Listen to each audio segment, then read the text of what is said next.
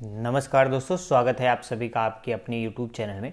दोस्तों, आज की इस वीडियो में हम लोग देखेंगे वर्ष 2020 की महत्वपूर्ण समितियां और उनके अध्यक्ष के बारे में, क्योंकि पिछले कई एग्ज़ाम्स में हम देख रहे हैं लगातार जो है इस टॉपिक से प्रश्न बन रहे हैं। इसलिए यदि आपको आने वाले दिनों में कोई भी एग्ज़ाम देना हो, चाहे 2020 में हो चाहे 21 में हो, तो आपको ये वीडियो ज़रूर देखनी चाहिए। तो चलिए दोस्तों, सबसे पहले देख लेते हैं पहला प्रश्न जो है, और इस टॉपिक को हम लोग ऑब्जेक्टिव टाइप क्वेश्चंस के रूप में सॉल्व करेंगे। पहला प्रश्न है, हाल ही में केंद्र सरकार ने बैंक उधारकर्ताओं को राहत देने का आकलन करने हेतु किसकी अध्यक्षता में एक समिति का गठन किया है। ऑप्शन आपके सामने है। यदि आपको इन प्रश्नों के आंसर आ रहे हैं तो आप अपना आकलन कर सकते हैं, नहीं तो हम आपको इसका आंसर बताएंगे। तो हाल ही में केंद्र सरकार ने कौन सी समिति गठित की है बैंक उधारकर्ताओं को राहत देने के लिए, और उस समिति का अध्यक्ष कौन है? तो यहाँ पे दोस्तों जो राइट आंसर होगा राजीव महिर्षि। अब इसके बारे में अगर थोड़ा सा जानते हैं तो सितंबर 2020 में केंद्र सरकार ने बैंक उधारकर्ताओं को राहत देने का आकलन करने हेतु एक समिति का गठन किया है। भारत के पूर्व नियंत्रक एवं महालेखा परीक्षक राजीव महिर्षि इस समिति के अध्यक्ष हैं।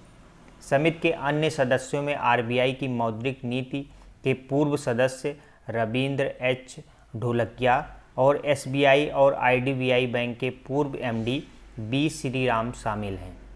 यह समिति कर्जदारों को ब्याज से राहत देने और कोविड-19 के कारण ऋण स्थगन से राष्ट्रीय अर्थव्यवस्था और वित्तीय स्थिरता को पर पड़ने वाले प्रभाव का आकलन करेगी। तो मेन आपको जो पता होना चाहिए कि इस समिति के अध्यक्ष कौन है और सदस्य कौन है, ठीक है, और किस लिए समिति का जो है निर्माण किया गया है। अगला जो है देखते हैं, अगली समिति जो है, सितंबर 2020 में केंद्र सरकार ने आयुध निर्माणी बोर्ड के निगमीकरण के निगरानी हेतु एक उच्चाधिकार प्राप्त मंत्रियों का समूह का गठन किया है। इसके अध्यक्ष कौन है? तो ये एक ग्रुप है मिनिस्टर्स का, जिसका जो है निर्माण किया गया है आयुध निर्माणी बोर्ड के निगमीकरण की निगरानी हेतु। तो इसके अध्यक्ष किसको बनाया गया है? तो यहाँ पे राइट आंसर होगा दोस्तों राजनाथ सिंह। अब यहाँ पे इसके बारे में देखते हैं। तो सितंबर 2020 में केंद्र सरकार ने आयुध निर्माणी बोर्ड के निगमीकरण की निगरानी हेतु एक उच्चाधिकारी प्राप्त मंत्री समूह यानी इम्पॉर्ट ग्रुप ऑफ मिनिस्टर्स का गठन किया है, जिसके अध्यक्ष राजनाथ सिंह को बनाया गया है। अब यह ग्रुप जो है क्या करेगा, विभिन्न श्रेणी के कर्मचारियों से संबंधित मामले जिनमें उनके वेतन और मौजूदा कर्मचारियों की पेंशन की सुरक्षा सहित निगमीकरण की पूरी प्रक्रिया की देखरेख और मार्गदर्शन का कार्य करेगा। तो इसके जो है अध्यक्ष कौन है? राजनाथ सिंह जी।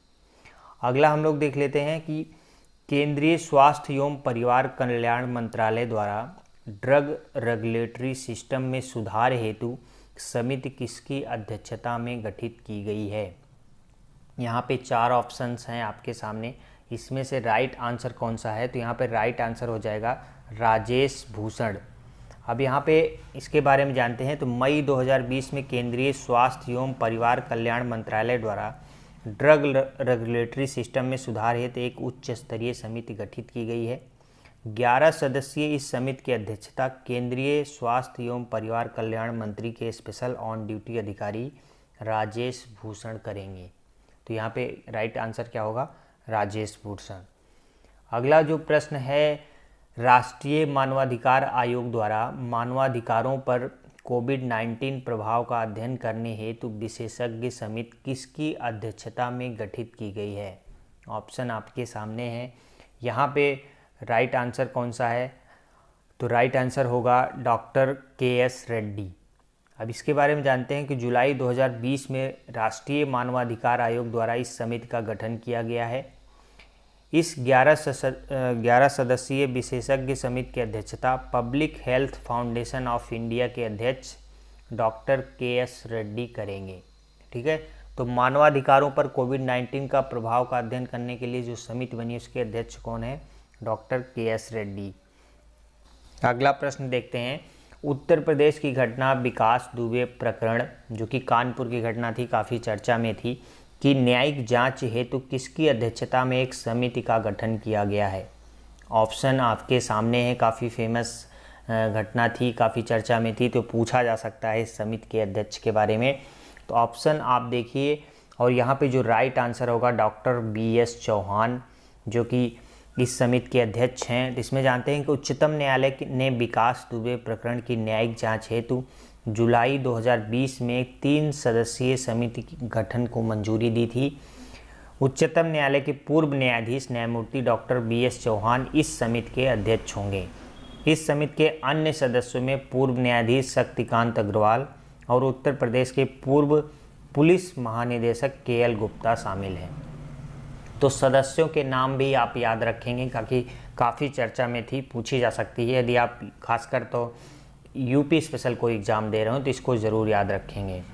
कौन अध्यक्ष थे? न्यायमूर्ति डॉक्टर BS चौहान। अगला जो है, नई शिक्षा नीति 2020 के निर्माण के लिए किसकी अध्यक्षता में एक समिति का गठन किया गया था? काफ़ी फेमस था, यूपी PCS प्री में भी आ चुका प्रश्न है ये। तो यहाँ पे जो नई शिक्षा नीति निर्माण के लिए जो समिति बनी थी उसके अध्यक्ष थे डॉक्टर K कस्तूरीगन। अब यहाँ पे जानते हैं तो जो 29 जुलाई 2020 को केंद्र सरकार द्वारा नई राष्ट्रीय शिक्षा नीति 2020 को मंजूरी प्रदान की गई है।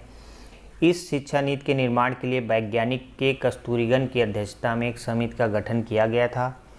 इस समिति द्वारा अपनी रिपोर्ट 31 मई 2019 को शिक्षा मंत्रालय को सौंप दिया गया था, जिसके आधार पर 29 जुलाई 2020 को केंद्र सरकार ने इसे अपनी मंजूरी प्रदान की है।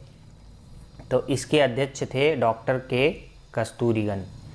अगला जो प्रश्न है, केंद्र सरकार द्वारा नई जल नीति का मसौदा तैयार करने हेतु किसकी अध्यक्षता में एक समिति का गठन किया गया है? नई जल नीति का मसौदा तैयार करने हेतु। तो यहाँ पे ऑप्शन आपके सामने हैं, कौन सा सही है ये आपको बताना है। तो यहाँ पे राइट आंसर हो जाएगा मिहिर शाह। अब इसमें जानते हैं केंद्र सरकार द्वारा 11 नवंबर 2019 को नई जल नीति का मसौदा तैयार करने हेतु एक समिति का गठन किया गया था। इस समिति की अध्यक्षता योजना आयोग के पूर्व सदस्य एवं जल विशेषज्ञ मिहिर शाह होंगे। मिहिर शाह ने जो है को बनाया गया है नई जल नीति का मसौदा तैयार करने हेतु। अगला जो है, युवा कार्यक्रम एवं खेल मंत्रालय द्वारा राष्ट्रीय खेल संहिता 2017 की समीक्षा हेतु किसकी अध्यक्षता में एक समिति का गठन किया गया है? ऑप्शन आपके सामने है। यहाँ पे जो राइट आंसर हो जाएगा वो होगा न्यायमूर्ति मुकुंदकम शर्मा। इसके बारे में जानते हैं तो युवा कार्यक्रम एवं खेल मंत्रालय द्वारा 26 नवंबर 2019 को राष्ट्रीय खेल संहिता 2017 की समीक्षा हेतु एक 13 सदस्यीय समिति का गठन किया गया था। इस समिति की अध्यक्षता जो है उच्चतम न्यायालय के पूर्व न्यायाधीश न्यायमूर्ति मुकुंदगम शर्मा करेंगे। तो ये जो है राष्ट्रीय खेल संहिता 2017 की समीक्षा हेतु न्यायमूर्ति मुकुंदकम शर्मा की अध्यक्षता में समिति गठित की गई थी। अगला हम लोग देख लेते हैं, भारतीय रिजर्व बैंक ने कोविड-19 संबंधित तनावग्रस्त परिसंपत्तियों के समाधान के लिए वित्तीय मापदंडों का सुझाव देने के लिए किसकी अध्यक्षता में एक समिति का गठन किया गया? दोस्तों, जितने समितियां हैं सभी इम्पॉर्टेंट हैं। यदि आपको आने वाले दिनों में RRB NTPC का एग्ज़ाम देना हो तो निश्चित तौर पे सभी को रट लीजिएगा। कोई ना कोई जो है समिति आपसे ज़रूर पूछी जाएगी, क्योंकि RRB में ढेर सारे क्वेश्चन सेट बनाए जाते हैं, डेली 2-2, 3-3 एग्ज़ाम होते हैं। तो उस आधार पे ये इम्पॉर्टेंट है। और यदि आपको ये वीडियो पसंद आए दोस्तों तो वीडियो को लाइक, शेयर और चैनल को ज़रूर सब्सक्राइब कर लीजिएगा। सबसे पहले ऑप्शन आप देख लीजिए, आंसर हम आपको बता देते हैं। इस समिति के जो है अध्यक्ष होंगे KB कामत। अब यहाँ पे जानते हैं कि भारतीय रिजर्व बैंक ने अगस्त 2020 में, अभी लेटेस्ट में इस समिति का गठन किया है। कोविड-19 संबंधित तनावग्रस्त परिसंपत्तियों के समाधान के लिए एक समिति का गठन किया है और इसकी अध्यक्षता वित्त विशेषज्ञ KB कामत करेंगे। तो दोस्तों, इतनी इम्पॉर्टेंट समितियां बनी थीं जो कि वर्ष 2020 में आपके आने वाले एग्ज़ाम से या 21 में आने वाले एग्ज़ाम के लिए इम्पॉर्टेंट हैं। तो दोस्तों, उम्मीद करते हैं कि आपको ये वीडियो ज़रूर पसंद आई होगी। वीडियो पसंद आई तो वीडियो को लाइक, शेयर और चैनल को सब्सक्राइब ज़रूर करें।